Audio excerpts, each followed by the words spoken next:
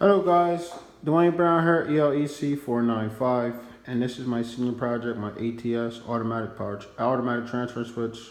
I call it my automatic power transfer switch. And basically here I'm going to show you guys my devices and give you guys some quick simulations of this project actually working.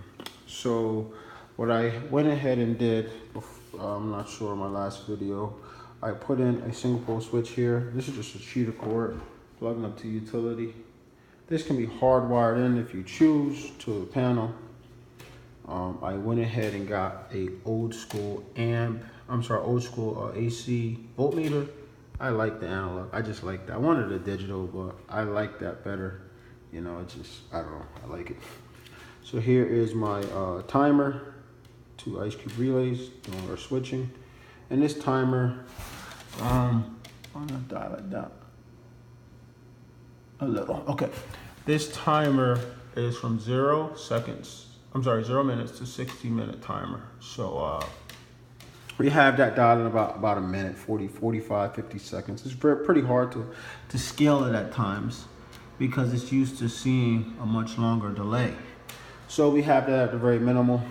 I took out the bulb just because it wouldn't give us a good video to shoot, you know. But yeah, here are 2 contactors. So this contactor is sucked in, pulled in, closed, feeding this load and this device. So I'm going to dump utility. I'm sorry, here's my 2 batteries I have in parallel. I think one's 5 amp and one's 7 amp hour, feeding this 500 watt inverter just to give us more current so this automatic transfer switch can last longer. I'm going to dump utility. You're not going to see the keyless light because it just was, this is like my 6th or 7th video trying to get this correct, and it just wasn't. This shows better, so just you'll see the LED light go from source to source. All right, so we're gonna try to make you guys see me dumping. As soon as I dump it, it's gonna. All right, so now we're running off of the inverter source. So depending on your load that you're feeding, I did the calculation and I have more evidence to support this in my presentation when I do my webinar. But this keyless fixture, which draws, maybe 1/10 of an amp, maybe less, I forgot, I have it. But this can probably run about 80 hours based on the amp hour calculation with this battery feeding that load. Depending on your load, how long this automatic transfer switch can work. I'm so sorry. I'm getting a bunch of texts from my son's basketball team and parent texts, and I'm not sure if the phone's going off, but that's just been having me, it's been just screwing me up a little. Okay, so I'm going to restore utility right now. And of course, it's not going to restore right away because we have the timer on delay. Timer picked up, it's on delay. All right, I'll back up. And I'm sorry if whoever wanted to see the bulb. Maybe I can quickly.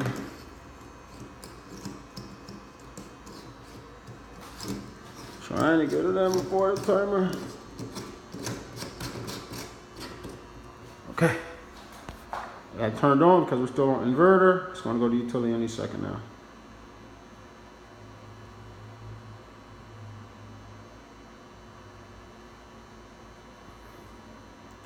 Any second now, we should transition from inverter to our utility source.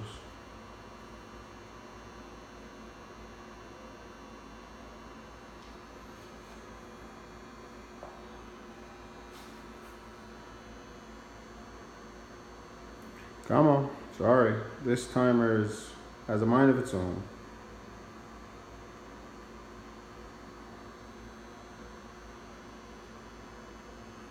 Any second now. Finally, here we go. So now we're off of inverter, and now we're on utility.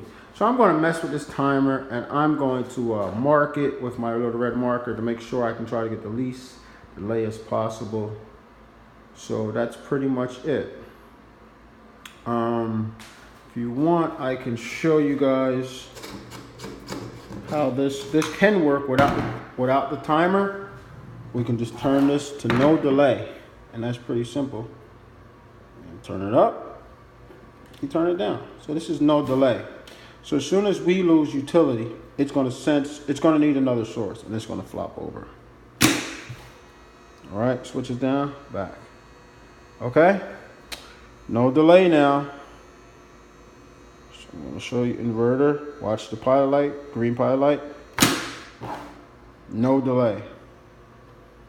So teach his own. If a person does one delay because they, for whatever reason, but this is safer. You have a less chance of each two sources never being common, never being in at the same time.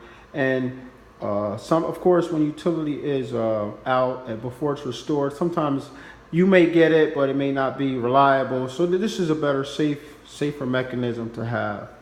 So yeah, that is pretty much it. I'm not going to do another simulation because I'm going to have to dial back in the timer, and like I said, that can be a pain. So I can just do another simulation with no delay, and it's very seamless.